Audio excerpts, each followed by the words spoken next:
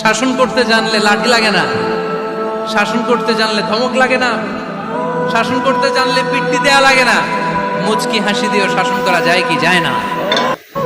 আপনি চিন্তা করবেন না, কারণ ফাইন্না মাআল উসরি ইসরা, indeed with every hardship there is ease. প্রত্যেক কষ্টের পরেই আনন্দ আছে না নাই?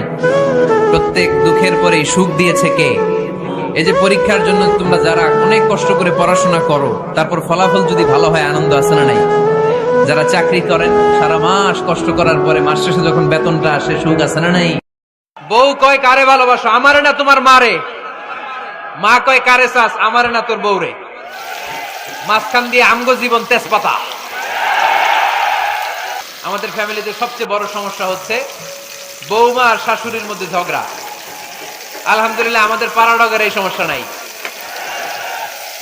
হ্যাঁ, আমি বাঁচায় দেওয়ার জন্য বললাম নাই, কয় আছে।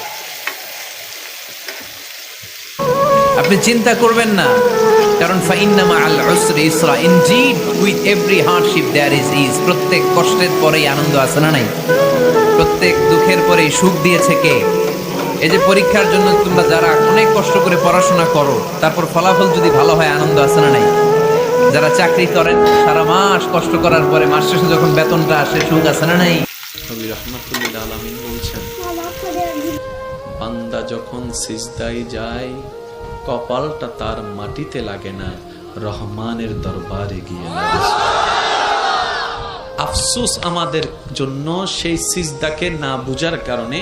আপনাদের মসজিদেও হয়তো অনেকবার আপনারা লক্ষ্য করেছেন, রুকুতে না হয় সিজদাতে না হয় বৈঠকে ইমাম যদি কোনো রকম একটু দেরি করে, 5-10 সেকেন্ড যদি একটু সালাম ফিরাতে দেরি করে কিংবা উঠতে দেরি করে, পিছন থেকে একটা কাশি নামক মিসকল চলে আসে।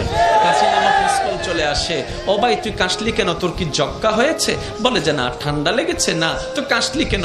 বলে যে হুজুরকে একটু সিগন্যাল দিলাম। কিসের সিগন্যাল? বলে যে আমার 3 তাসবিহ শেষ হয়েছে। হুজুর আপনারটা শেষ হলে আপনি এবার তুলতে পারেন, আপনি এবার মাথাটা তুলতে পারেন, আপনি এবার মাথাটা তুলতে পারেন। হুজুর আমার তাশাহুদ শেষ হয়েছে, দরুদ শেষ হয়েছে, আপনার শেষ হলে আপনি এবার সালামটা ফিরাতে পারেন। কিরে ভাই, নামাজ তো মওলার সামনে দাঁড়ানোর একটা সুবর্ণ সুযোগের নাম, নামাজ তো গুনাহ মাফের একটা জারিয়ার নাম, নামাজ তো রবের রহমত পাওয়ার একটা জারিয়ার নাম। এখানে এসে তুই তাড়াতাড়ি করছিস কেন? বলে যে আফসোস, আমি নামাজটা জেনেছি, বুঝার মতো বুঝতে পারিনি। জেনেছে তারা শুধু সপ্তাহে জুমার দিন যায়, আজকে যেমন গিয়েছে 2 রাকাতের জন্য। আর যারা নামাজ বুঝতে পেরেছে তারা তো 5 ওয়াক্ত পড়ে পড়ে হাজার ব্যস্ততার মধ্যে রাতের ঘুমটাকে হারাম করে